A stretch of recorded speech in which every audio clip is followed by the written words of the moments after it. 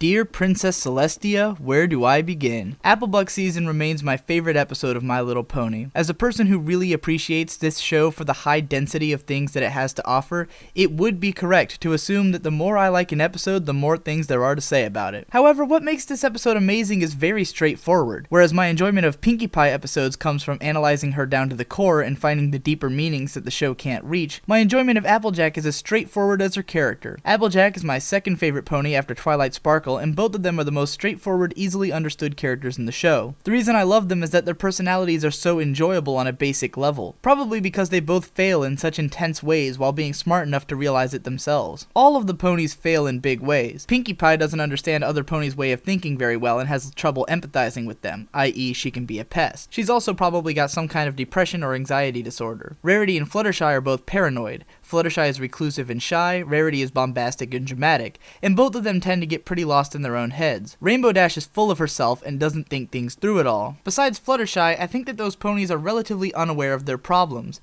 Rainbow Dash sees herself as flawless, Pinkie Pie doesn't bother to think about it, and Rarity is a drama queen. Fluttershy understands that she has a problem and works to combat it sometimes, but her default mode is still pretty much hikikomori. So this brings us to Applejack and Twilight Sparkle, who are the most self-aware and grounded characters in the show. Applejack is stubborn and a bit closed-minded, but she seems to be aware of this. Even here in Applebuck season, she knows going into it that she's making a mistake, but her pride is too strong to admit it, and the deeper she gets in, the harder it is for her to admit what an idiot she's being. It's a massive failure that works so well because she's an otherwise sensible pony. This is something we've all probably experienced at some point, unwillingness to abandon our past feelings and actions and admit that we're stupid and wrong. I know it's something that I've done countless times. Twilight is similar to Applejack in her self-awareness, but I also think that Twilight has some personality disorders that she hasn't come to grips with, which factor in a lot of the time, especially her paranoia regarding Princess Celestia. Sure, there are some ways that Applejack isn't self-aware, mostly in how she tends to see herself as knowing what she's doing and being unwilling to take advice from others, but again, this is always something that she has to come to grips with by the end of the episode, and she gets better at it each step of the way. This doesn't make Applejack a better or more interesting character, nor does it make her my favorite. I love her just for her innate qualities. My point is simply that anyone can see why this episode is excellent.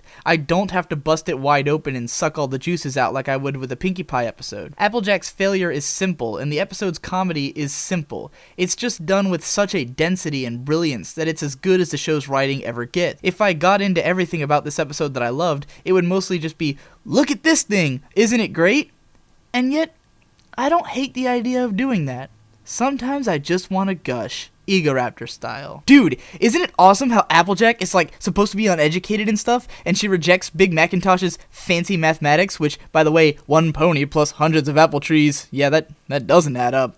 And yet she uses the phrase bumper crop, which sent me to the dictionary, because like, she's not educated about things like math and fashion and high society, but she knows her craft super well, and actually has like a really sharp wit, so the reality is that she's a highly intelligent pony, whose knowledge simply is in another place. And isn't it insane how the animation quality made such a gigantic leap from episode 3?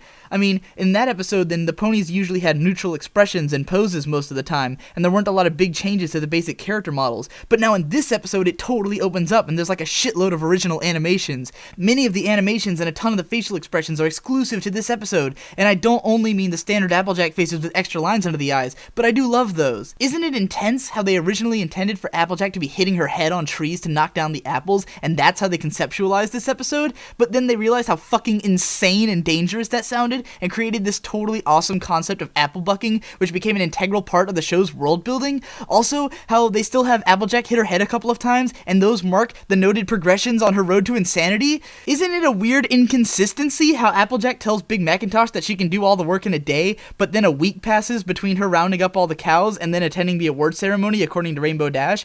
But it's even better this way, because Applejack probably hasn't slept in a week, and I have friends who do this sometimes, and they act exactly like Applejack does here. The speech scene is such a great character exercise, starting with Twilight organizing her cards in this totally OCD way, and getting all nice and prepared to speak, but then the inconsiderate Rainbow Dash interrupts her, followed by Pinkie Pie being ridiculous, and then by Fluttershy, who honestly isn't that considerate anyways, she's just really shy, so this still says something about her character. Isn't the constant dry comedy surrounding Applejack's tired state just the funniest shit you've ever seen? Her dialogue, her performance, and every little thing, like the horrible grinding as she drags that statue away, and there's no music for most of this whole scene, just watch it.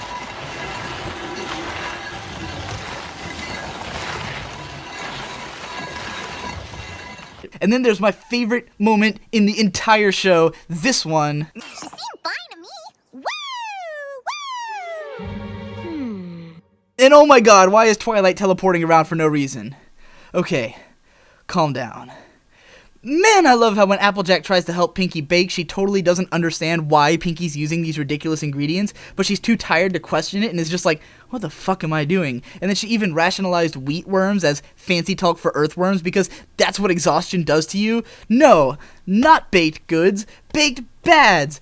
Bunny rampage, alliteration jokes, Applejack passing out in her tipped over cart. I mean, seriously, these aren't just funny, these are classic jokes to me. We're talking about my favorite episode of my favorite show. Can you see where I'm coming from here? At the end, Twilight makes you think, man, she could do Applejack's job in minutes. What a godmother. I'm real glad the town gave me the Pony award, but the real reward is having celery. Yay, I was finally able to upload my damn Applebuck season review. Hopefully this one doesn't get taken down. On my last video, I asked you guys to suggest to me what I should do next, and you pretty much suggested all but 4 episodes of season 1, so I'll probably cover as many of them as possible. The ones that got the most votes are the Cutie Mark Chronicles, which is hardly surprising, Suited for Excess, and Green Isn't Your Color, which are a little bit more surprising. I only got 1 vote for Owl's Well That Ends Well, Storm of the Century, and The Best Night Ever, and the pilots, each of which I may or may not do depending on if I rewatch it and decide that there's enough to talk about. I do want to cover every episode of this show eventually, it's just that I'm trying to cut out as many ones that I don't really feel like doing before I get to season 2, which I really am excited about. So I will definitely do the Cutie Mark Chronicles, Suited for Success, Green Isn't Your Color, Sonic Rainboom, probably Call of the Cutie, and definitely Look Before You Sleep before I move on to season 2, and then whether or not I feel like it, I might do